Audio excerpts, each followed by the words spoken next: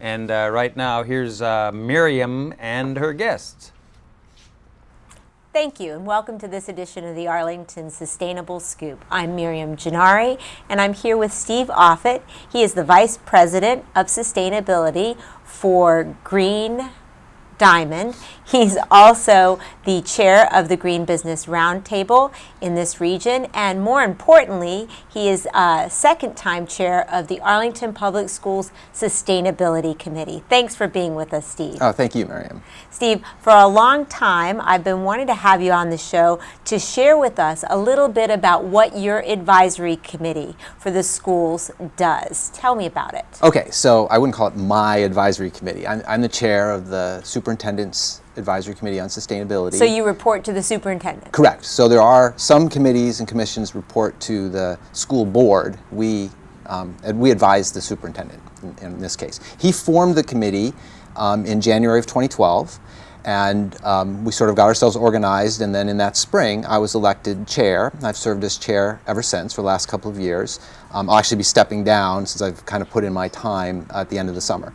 The advisory committee role is to do exactly what it says, advise the superintendent on issues related to environmental and issues and sustainability as it applies to the schools.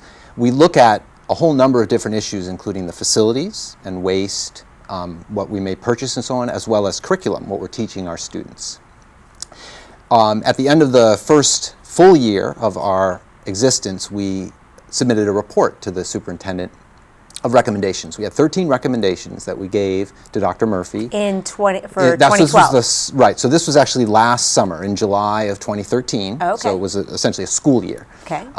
We gave him the report, or our list of recommendations, and we knew that they weren't going to take all 13 recommendations and undertake all of them. And these recommendations spanned from curriculum to energy consumption, waste management, procurement, all of those things. Correct. We have 3 subcommittees looking at different aspects of sustainability, and each of them put forward several recommendations. And how many people on your committee? There are 15 and citizens. I say your, but I mean the committee that you chair. Right. So there are 15 citizens, and then there are also 2 staff members who come to all our meetings. There's a representative from the county itself, and we've been one of the 15 actually is a student.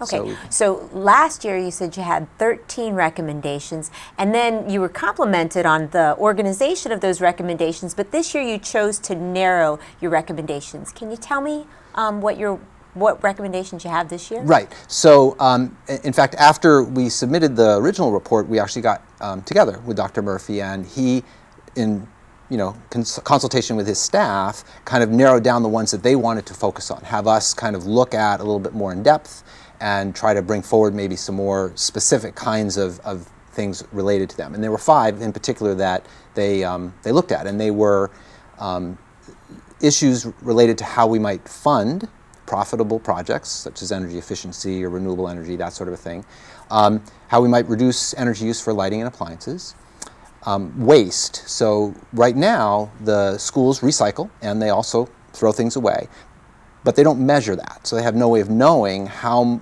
well they're doing, if they're getting better or they're getting worse. So one of the recommendations we put out was weigh, or somehow measure how much is going to each of those streams so that you can manage it better. You can't manage what you don't measure. So that was one of our recommendations. We also, in the curriculum side, or maybe more on the PR side, there's a recommendation to put together a group to look at green ribbon schools. Green ribbon is a national recognition for schools that are performing well on sustainability. And the last recommendation they asked us to continue working on was looking at the SOLs and the goals that are laid out in the Virginia SOLs and correlate those with the curriculum that we actually teach in Arlington County. Because sustainability is part of the core curriculum in several areas, from science to history. It's not entirely coordinated, though. I mean, a lot of teachers are teaching things related to sustainability, and there are some different types of programs going on, but there's no sort of overarching theme, nor is there any kind of objective that's been laid out for what we expect our students to know when they finish school. All right, there's going to be a lot of different areas that crisscross over, but what I want to zone in on real quickly is help me to understand this revolving green fund for renewable energy. Okay, so you got just a tiny bit ahead of me there. Well, jump in. For me, I think one of the most important recommendations is how do we get the performance of our schools from an energy and a water efficiency perspective to get better? And we need to come up with a way to fund that, to finance those kinds of projects. It turns out there are lots and lots of opportunities to do so for projects that actually are profitable, that return excellent financial returns, 20, 30, 40% on the dollar.